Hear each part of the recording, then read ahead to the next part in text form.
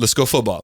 Because it's training camp. Have you been watching any of the videos? Yes, very much. So they officially, I'm a huge football guy, by the way, as well. So they announced that for sure Trey Lance is the quarterback. Jimmy G's free to seek trades, but even if he doesn't get one, he's not starting the year. Exactly. So he's going to be on the bench. So we got Trey Lance. How do you feel about that? I'm excited. Yeah. We needed a mobile quarterback. Jimmy G's taken us so far and stuff, but like he's very limited at the very end of the day. He just doesn't have that edge to push us to the next level. We've gotten to the Super Bowl. We've gotten to NFC Championship. Both with him, by the way. Yes, both with him, but he choked. It's like, oh, guy, you're this good. You're this efficient, but you don't have that edge. You don't have that fire. You don't have the fucking balls to get us to the next fucking level. And I think Trey Lance is a young quarterback. He's mobile. He has a fucking arm. He has a fucking gun. He's a cannon. Yeah. People forget how good he was for good reason, by the way, because he only played one game the year they had the COVID. His senior year or something. Or whatever. And then he got hurt one of the other years, right? So I think he played like 2 games in like college, right? 2 games is like junior or sophomore year or some shit. But. Yes. And then his freshman year he did play and he was pretty good. Yeah. But the last 2 years we saw him, he played 2 games. And so like I think people think that he's, well, first of all, the casual fan doesn't even know, but people that actually watch will still have some trepidation. I think he's good. I watched his training camp videos, but even before that, I think he's very good. I hope that he's as good as he looks, because sometimes guys look good and it just doesn't work. I'm just glad that they didn't put him on the spotlight last year on his first year like they did like other rookie quarterbacks. He started a few games, right? Just because Jimmy was hurt. Yeah. And he didn't look too great. They brought him in, even in a Jimmy game, to rush a touchdown. I think at the 2 or 3 yard line. I think it was like week 1 or 2, and he looked great rushing the ball. He had, to me, you could tell me as a 49ers fan, he looked like he had some bad decision making. His talent looks great. He clearly has a great deep ball. He's very athletic.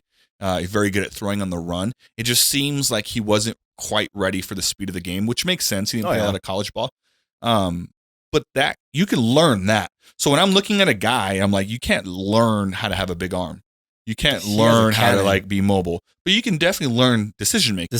Tom Brady is a perfect example. Yes. And so that gives me hope for him. I actually think that he's going to be great this year. I think so too.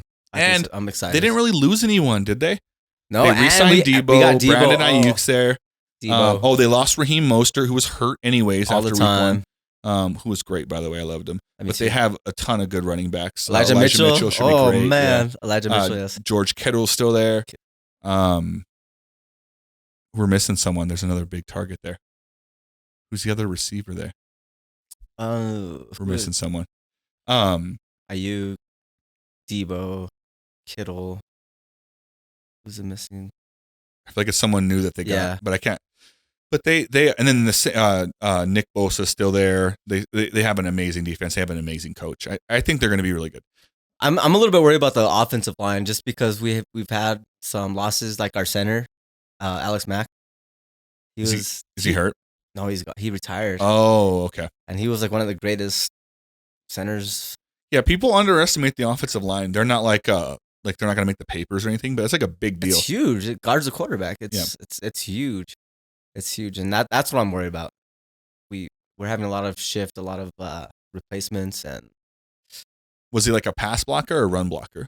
Or both? He was both, man. Alex Mack was the best center, like, and he barely decided to retire like last minute, like 3 weeks ago. So it's like, oh man. Now they're trying to like fill those shoes. They drafted one, but he's too young. Like they're trying to like shift shit. So like a center's a big deal. Like it's that's where the shit starts. Like if they have a lot of control of the very first touch of the ball, so it's scary. Yeah, that's scary, especially with a new quarterback too. It's like, yes, he's mobile and stuff, but you don't want to see him get hurt. You don't want to see him having to run every single time because our offensive line is weak. True. You know? Yeah, especially in his first full year. Yeah, you want to see him to have some opportunities to figure things out. I'm excited. Our first game is against Chicago because we're playing against Justin Fields, and one of my best friends. We're going to his wedding.